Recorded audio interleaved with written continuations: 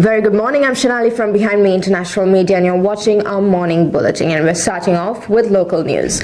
Now, for the first time since US President-elect Donald Trump threatened hefty tariffs on Canadian goods, Prime Minister Justin Trudeau has taken his argument directly to the American public. In an interview with CNN's Jake Tapper, Trudeau warned that Trump's proposed 25% tariffs on Canadian products would hurt both countries. He emphasized that Canada's role as a key supplier for essential goods when asked about Trump's controversial remarks suggesting that Canada should become the 51st U.S. state. Trudeau firmly rejected the idea. And here's a clip of what he had to say. Take a look. But that's not going to happen. Canadians are incredibly proud of being Canadian. One of the ways we define ourselves most easily is, well, we're not American. There is such a depth of pride that that's not actually an issue.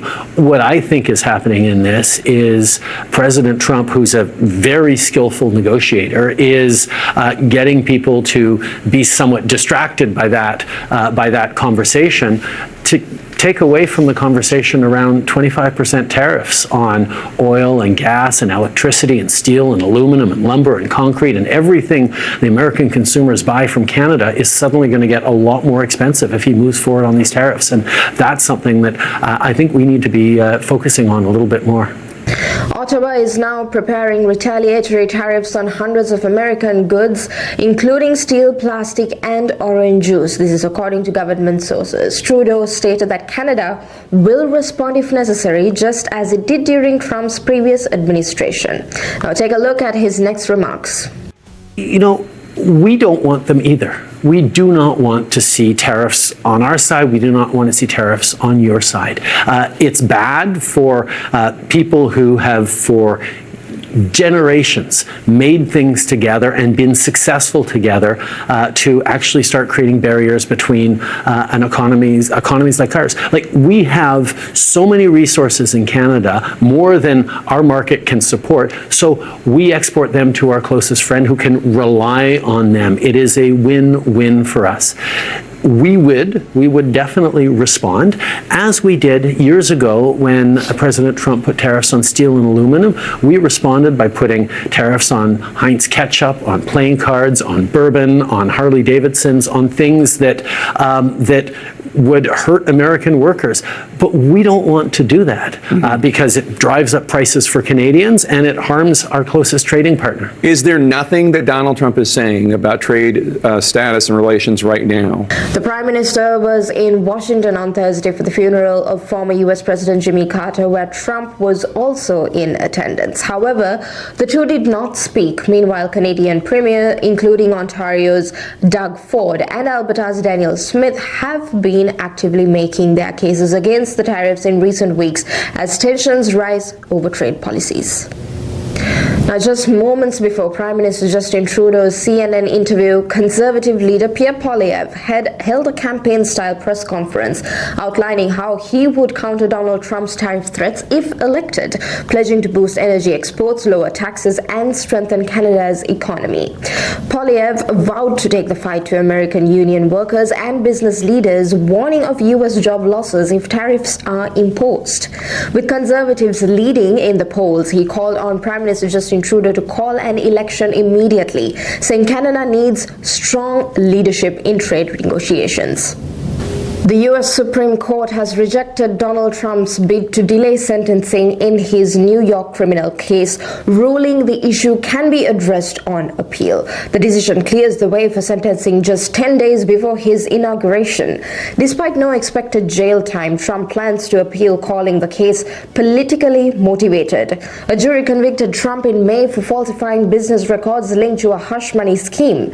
Trump is set to appear virtually for sentencing, marking the latest legal battle in a case that began in 2018.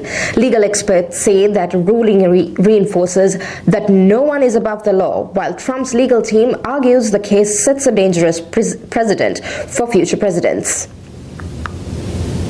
In Brampton, Ontario, residents will soon find out just how much their property taxes will rise in 2025 and where the funds will be allocated.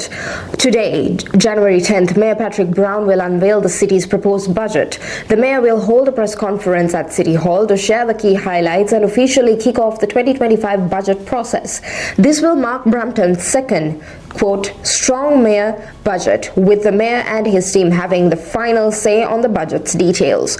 While City Council will have 30 days to propose amendments, the mayor holds veto power over any changes. The budget process will also include up to 5 council sessions where both the public and council members can voice their opinions. Now here are the latest developments on the devastating wildfires near Los Angeles. A suspected arsonist armed with a blowtorch has been apprehended by local residents near a celebrity enclave.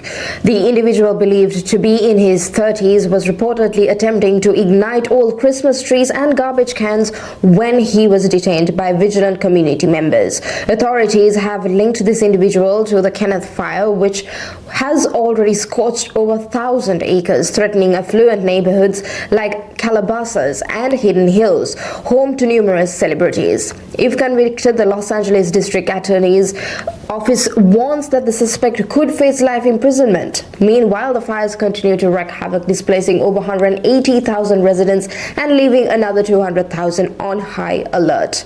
Tragically, at least 10 lives have been lost and approximately 10,000 homes and structures have been destroyed. Amid the chaos, authorities have arrested at least 20 individuals on looting charges.